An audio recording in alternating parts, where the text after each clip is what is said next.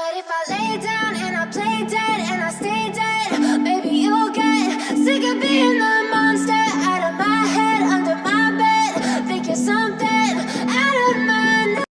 Part 1. You and a friend are looking for a place to live. You have a list of places and go to see a rental agent to check on a number of points. Listen to the conversation between your friend and the rental agent and complete the list. First, you have some time to look at questions 1 to 7.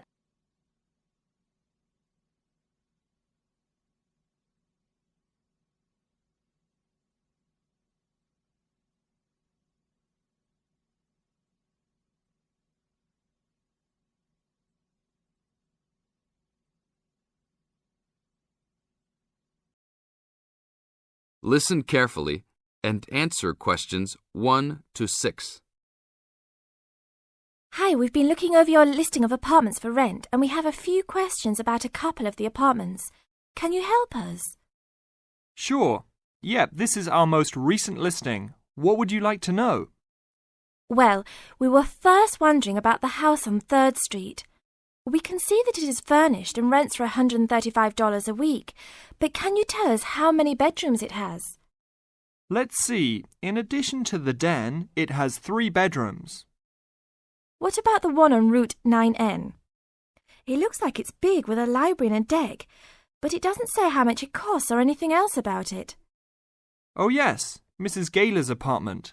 That one is actually only a 10-month rental and it is going for $156 per week. It's quite a nice place. She only rents for 10 months each year because of horse racing season. Then her relatives all come to stay, so tenants have to move out. It's a little bit inconvenient, but past tenants have really enjoyed their stay there. Oh, well, we need it for a full year. I guess that one is out. How about the rental on Browen Drive? How many rooms does that one have? As it says on the list, it has 2 bedrooms and a private kitchen and bath. But it's actually a very small place. That's why it's a bit cheaper.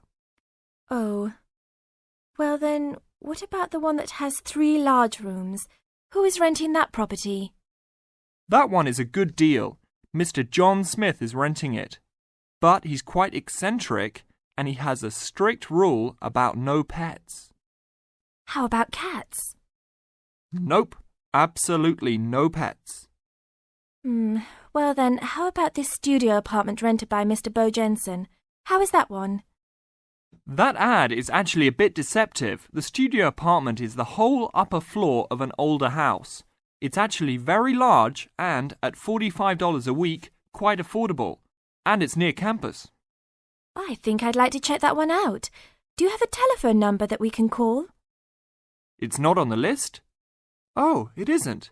Here it is. You should ring area code 518 and then 543-7790. Thanks. I think I'll call on that one first. Your friend decides that he would like to talk to Mr. Bo Jensen. Before you hear the rest of the talk, you have some time to look at questions 8 to 10.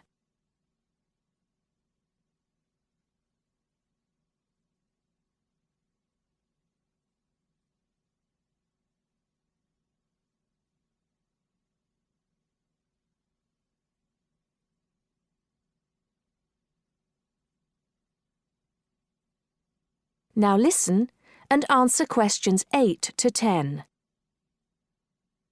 Hello? 1512, Route 9. Yes, is this Mr. Jensen? Yes, it is. Can I help you? Yeah, we're studying here at university and we came across the rental information for the studio apartment that you are renting. Is it still available? Yes, of course. I actually just placed the ad and you're the first person to call. Is there anything you'd like to know about it? Yes, actually there is. As students, we are on the internet a lot, and we heard that some homes in the area have high-speed connections. What type of connection do you have there now? Oh, that's an interesting first question. But I guess I have heard that too. But we just have a phone line here. Nothing fancy. I think you can have a cable line installed, but it's just a phone line for now. OK, well maybe we can do that. What type of heating does the apartment have? Now there's a more traditional question. We have oil heat here. It's an older house. That tends to be a little more expensive during the winter, right? Yeah, but there's nothing to do about it. It would cost too much for me to put in a gas heater. What else would you like to know about the apartment? Well, we heard it was quite big. Is it furnished? Actually, yes. I should have put that in the ad. It has an old couch and a couple chairs, a dining table, refrigerator, stove, and even a dishwasher. Does it have any beds? Yep, it has 2.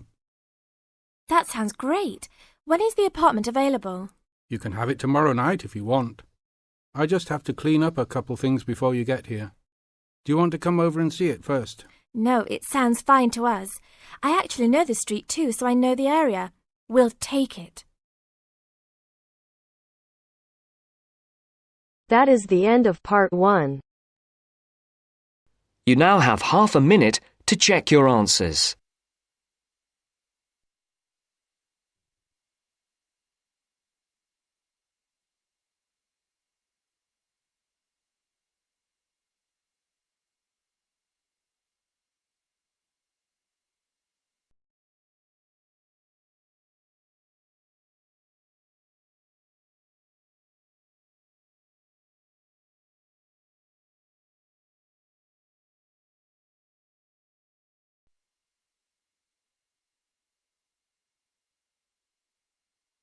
Now turns to part 2.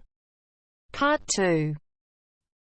You are going to hear the director of the Leadership Council give his welcome address at a convention. First, you have some time to look at questions 11 to 15.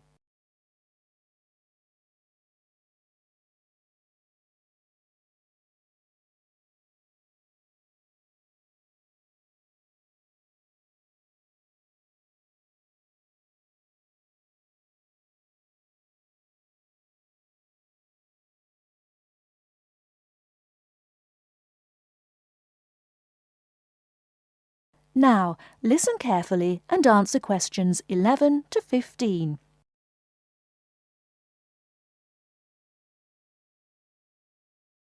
Ladies and gentlemen, can I have your attention, please? Please find your seats. Snacks will be available all day long. Thank you. Allow me to first introduce myself. I am Joe Steinke, Director of the Leadership Council. On behalf of the Organizing Committee for the 8th Annual Leadership Conference, I welcome you all to San Dimas, California, for a special session on postmodern solutions. We have people attending from as far away as Toronto, New York, and even the Bahamas. Frankly, I wish we had gone to you there. But we're very glad you're all here.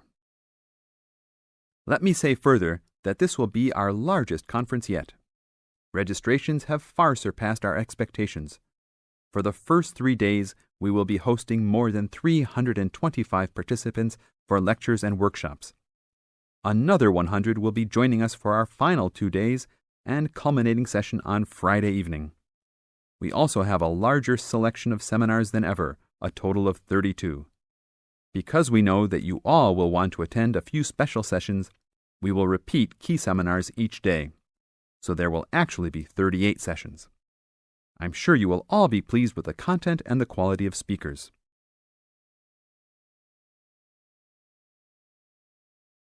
Before you hear the rest of the talk, you have some time to look at questions 16 to 20.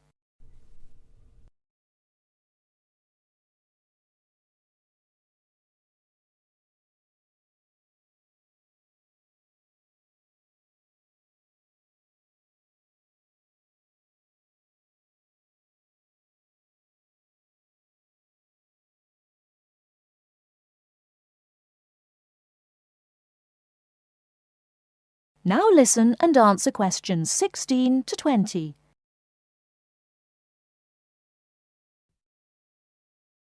Now, for those who have opted not to take part in our bag lunches, there are a number of places nearby that we can recommend. We are located here in the Convention Center just across the street from the Harford Shopping Mall, and the place we most recommend is Vital's, which is just west across Queen Street on the opposite corner. Please be careful crossing both streets, however, as we don't want to lose any participants. If you're not up to Vital's, you can also get some Italian food at the Olive Garden, which is further down Queen Street and east on Danning Avenue, across from the police station. They have a great minestrone soup and excellent breadsticks, all you can eat. On the other hand, if you want some good old American food, you can head to Fuddruckers for some big hamburgers or to the Cattle Company for some fat, juicy steak. Fuddruckers is next to the Olive Garden, but the Cattle Company is back closer to us in the opposite direction of Vital's. Just go east out of the convention center across King Street. It's on the same side as the convention center, so you just have one street to cross. Enjoy. But also, please make sure you are back for the afternoon sessions. These will always start at 1:30 p.m. That will give you an hour and a half for lunch each day. Sessions will be over each day at 5:30. Now, regarding the schedules we've printed out, there have been a couple of last-minute changes. The session titled New Leadership Strategies will no longer be held in Seminar Room 1, but in the main ballroom. This session has garnered much praise and is highly recommended to all, hence the change to a larger room. Another session has been canceled. That session was titled Leading by Serving, and it was scheduled for Daniel's room. The speaker for that session, Dr. Mark Green, had to return home for some urgent health situation. We wish the best to Dr. Green and that all is fine with his family. Finally, the session titled Using the Arts and Media has been changed to the second lounge room, Lounge 2. Please show up promptly for sessions and sit towards the front of each room so that all seats can be utilized. Also, turn off all pagers, beepers, and cell phones. Drinks and snacks will be provided outside each room, but please be careful at your tables. Enjoy the conference. That is the end of part 2. You now have half a minute to check your answers.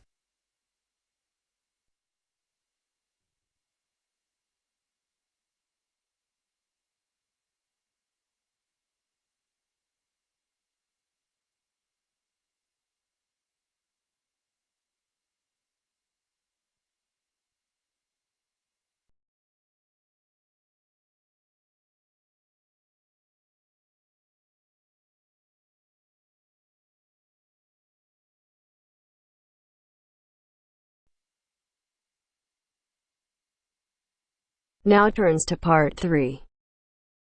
Part 3.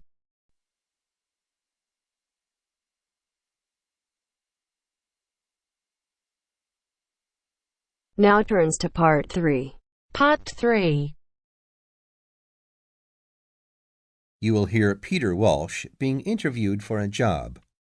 Listen and choose the correct answer for each question. First, you have some time to look at questions 21 to 25.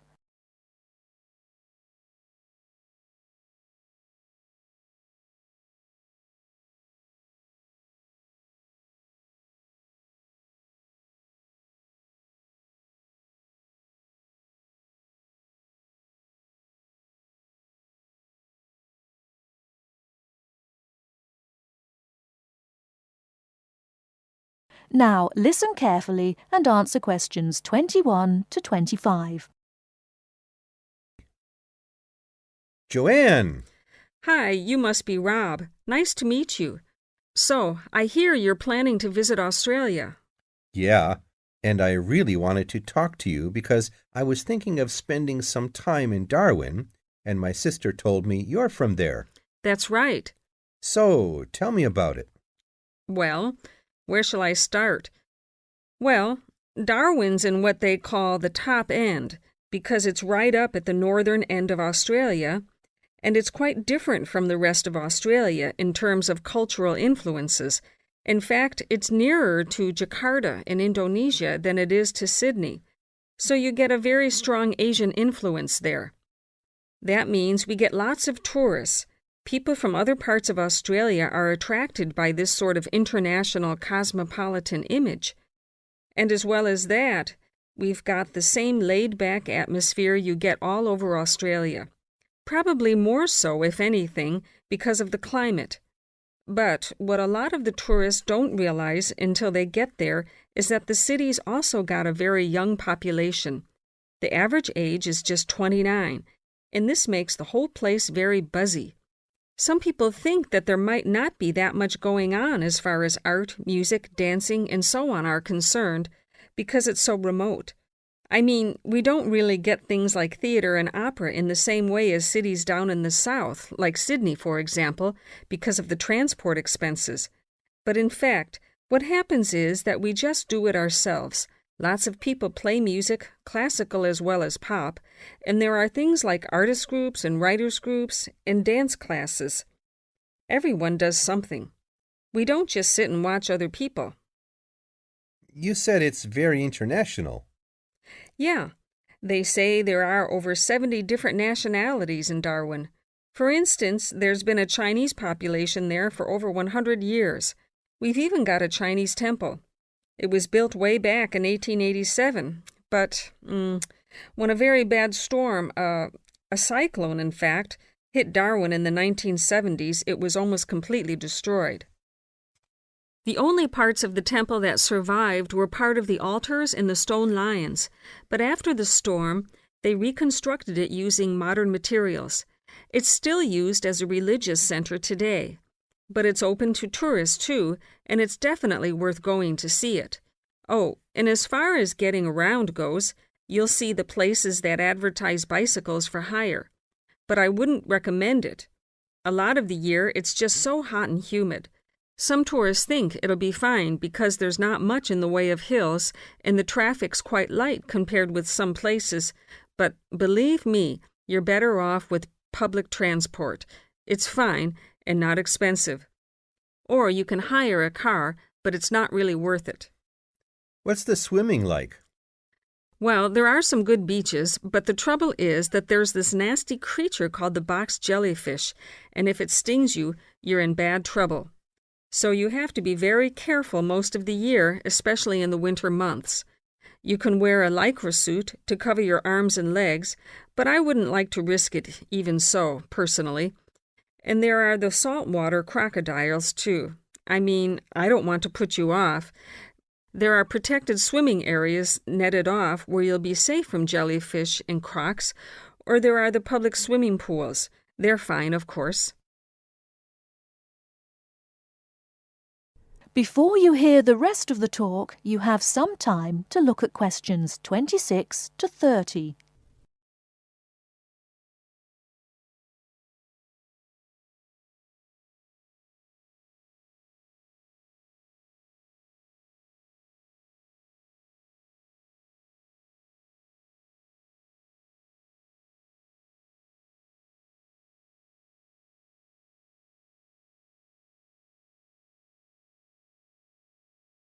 Now listen and answer questions 26 to 30. And answer the questions.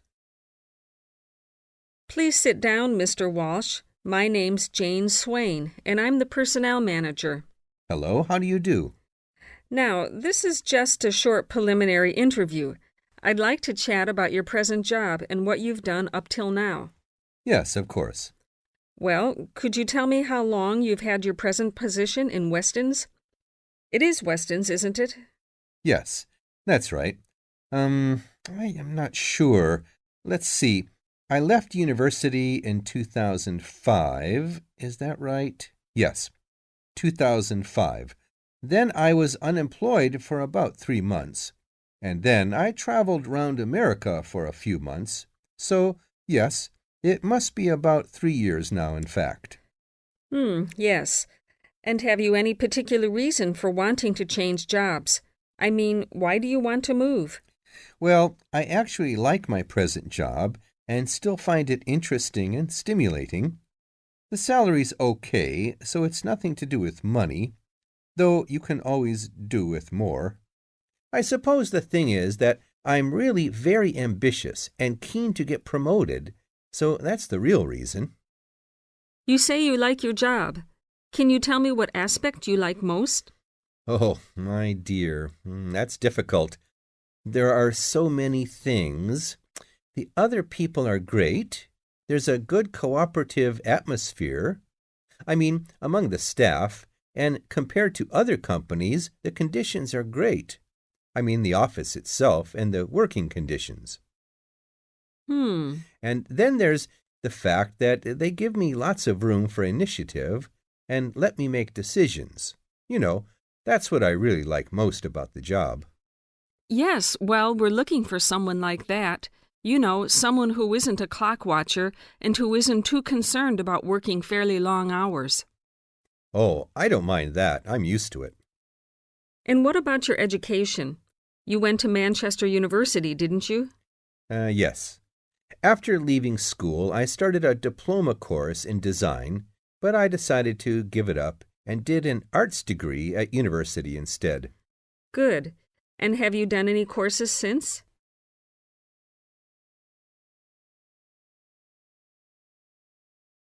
That is the end of part 3. You now have half a minute to check your answers.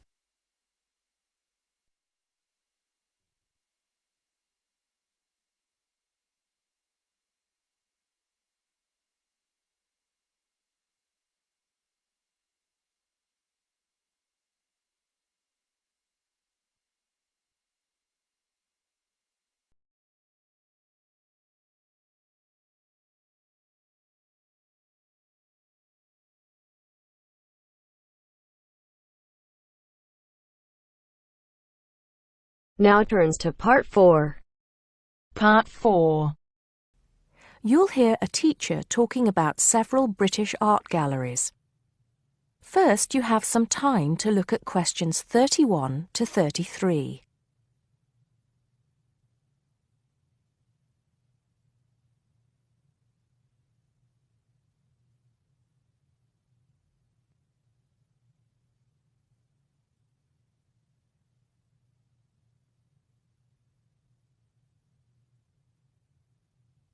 Now listen carefully and answer questions 31 to 33. Good afternoon. Welcome to the first class of V100 Art and History.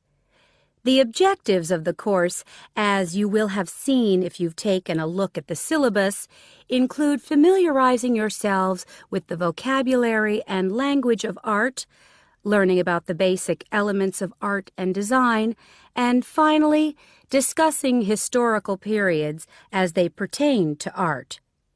The course will also give you the opportunity to visit some of the many galleries and museums that Britain has to offer.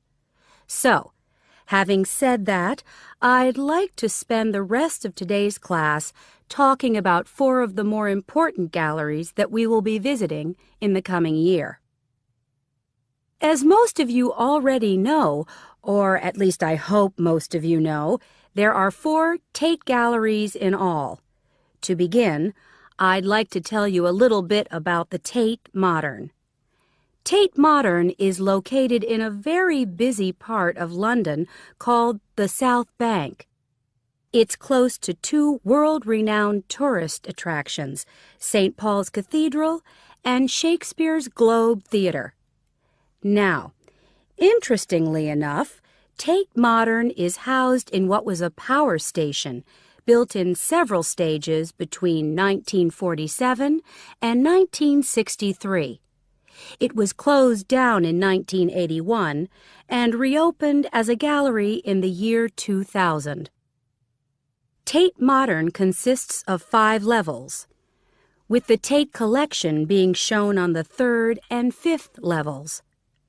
On level 2, the works of contemporary artists are exhibited, while level 4 is used for holding large temporary exhibitions. Since this museum opened, it has become a popular spot for both Londoners and tourists alike. And believe it or not, it doesn't cost anything to get in to see the collection displays. Before you hear the rest of the talk, you have some time to look at questions 34 to 40.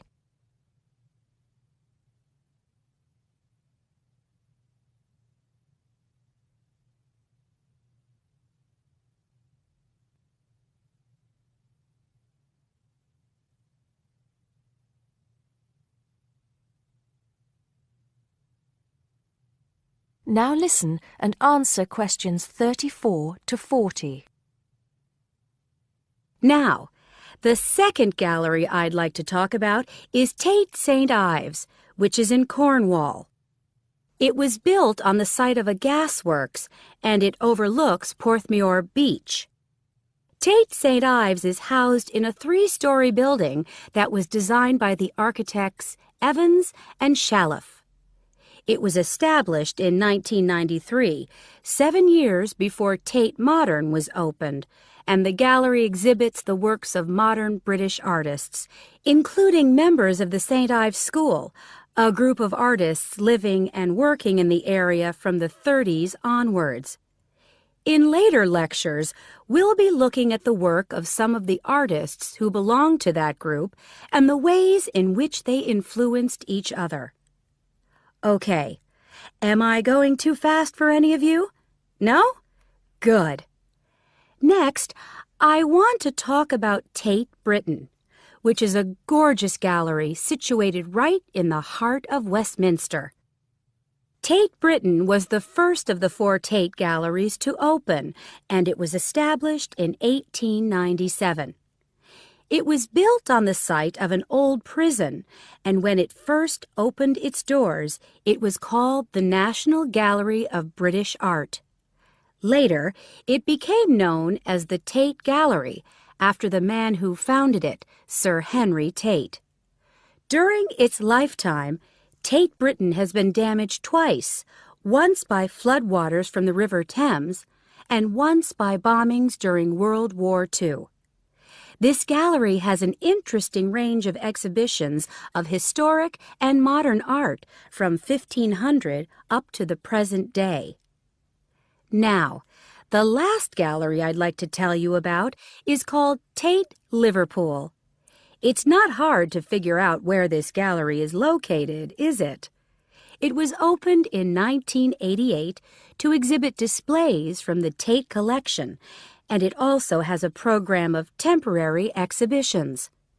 Tate Liverpool is housed in what was once a warehouse, and for some years it was one of the biggest galleries of modern and contemporary art in the UK.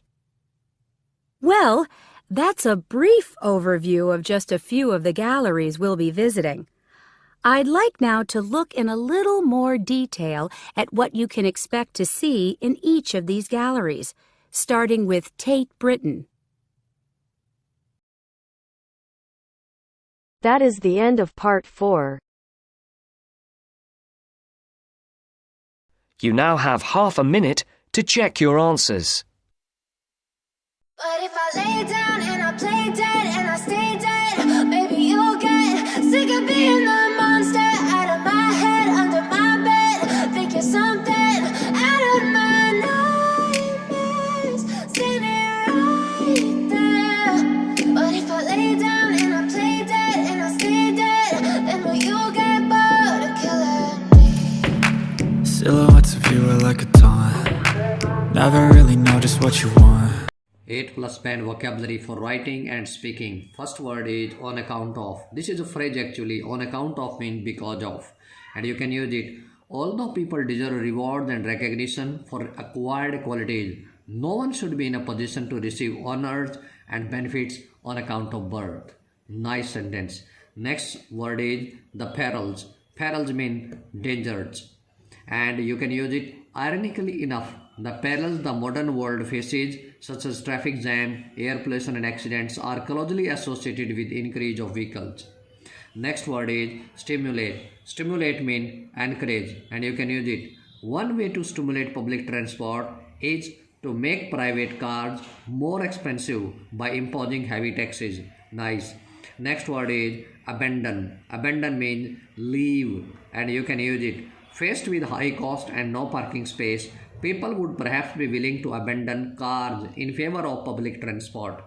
Nice. And next phrase is a number of. A number of means many or several, and you can use it. The construction of free car parks and suburban train stations has proved successful in a number of countries. This is the end of the video, but don't forget to subscribe our channel. Thank you.